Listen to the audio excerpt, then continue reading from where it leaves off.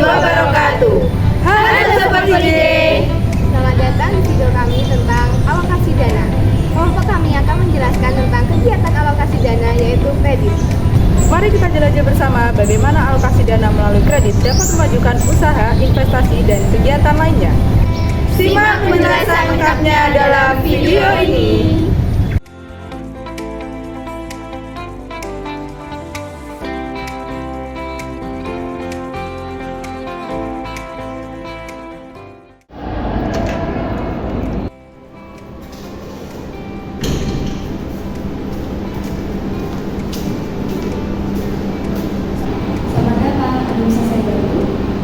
Saya mau mengajukan pinjaman.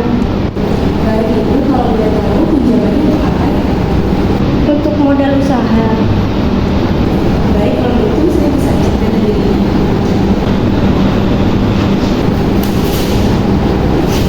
Sebentar ya. Saya cek dulu.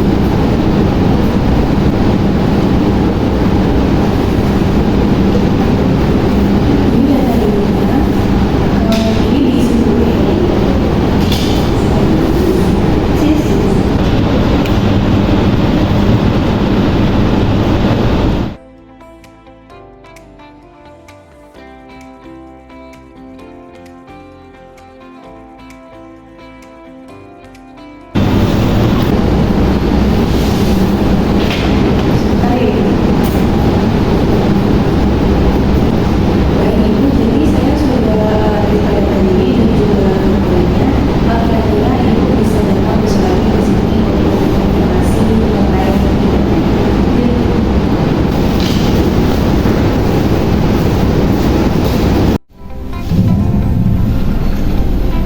Kegiatan usaha bank yang pertama yaitu menghimpun dana dari masyarakat dalam bentuk simpanan giro, simpanan tabungan, dan simpanan deposito. Kemudian menyalurkan kembali dalam bentuk kredit maupun pembiayaan yang biasa disebut sebagai mengalokasikan dana. Pengalokasian dana dapat diwujudkan dalam bentuk pinjaman atau yang biasa disebut sebagai kredit. Kegiatan pengalokasian dana digunakan untuk menambah atau mengoptimalkan usaha perbankan.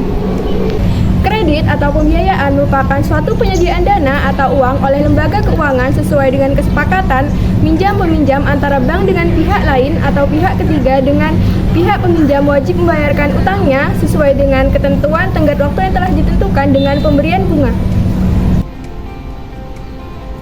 Unsur-unsur kredit. Unsur kredit yang pertama adalah kepercayaan, yaitu keyakinan si pemberi kredit terhadap uang, barang, ataupun jasa yang dipinjamkannya akan dikembalikan dalam jangka waktu tertentu di masa yang akan datang.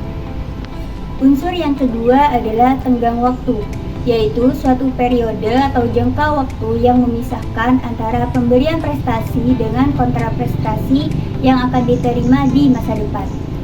Unsur yang ketiga adalah degree of risk, yaitu tingkat resiko yang akan dihadapi sebagai akibat dari adanya jangka waktu yang memisahkan antara pemberian prestasi dengan kontraprestasi yang akan diterima di masa depan. Unsur kredit yang terakhir adalah prestasi atau objek kredit. Kredit yang diberikan tidak hanya berupa bentuk uang saja, tetapi dalam bentuk jasa maupun barang. Tujuan dari kredit. Tujuan utama dari pemberian kredit adalah untuk memperoleh keuntungan. Keuntungan ini biasanya dalam bentuk bunga yang diterima oleh pihak bank dan juga biaya administrasi yang dibebankan kepada nasabah. Tujuan selanjutnya adalah untuk membantu pihak-pihak yang memerlukan dana, baik untuk modal usaha, investasi, dan juga konsumsi.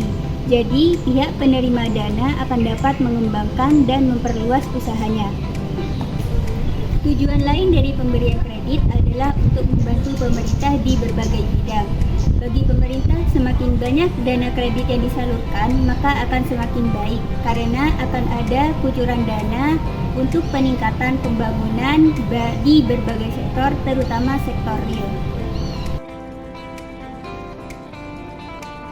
Fungsi-fungsi mengalokasikan dana kredit dan pembiayaan. Yang pertama, memenuhi kebutuhan modal.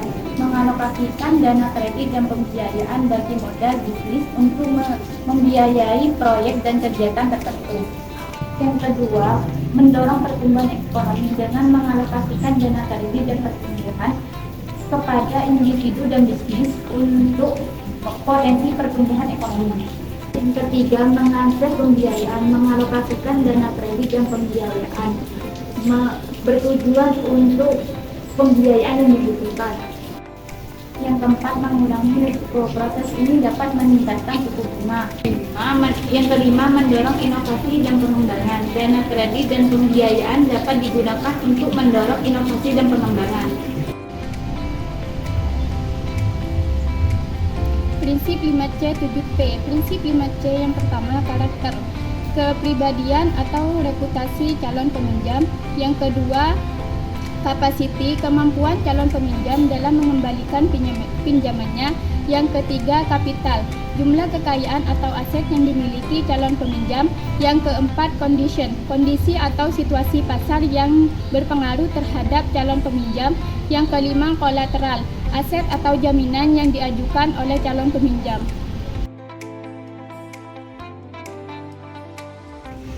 Terdapat beberapa jenis kredit. Yang pertama yakni kredit berdasarkan sifat kegunaannya. Kredit berdasarkan sifat kegunaannya termasuk dalam kategori kredit produktif dan kredit konsumtif. Terdiri dari 3 jenis, yaitu kredit modal kerja, kredit investasi, dan kredit konsumtif. Yang kedua yakni kredit berdasarkan jangka pengembaliannya. Kredit berdasarkan jangka pengembaliannya terdapat 3 jenis, yaitu kredit jangka pendek, kredit jangka menengah, dan kredit jangka panjang.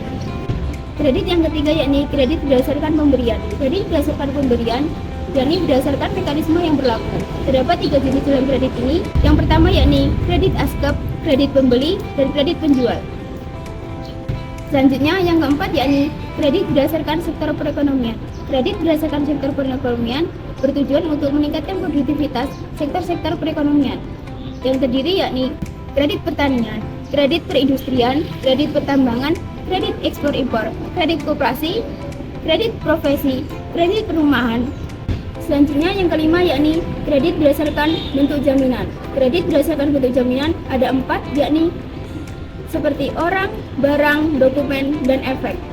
Selanjutnya yakni kredit berdasarkan cara penarikan dan cara pelunasan. Di sini terdapat 2 jenis, yakni menggunakan rekening koran dan kredit berjangka.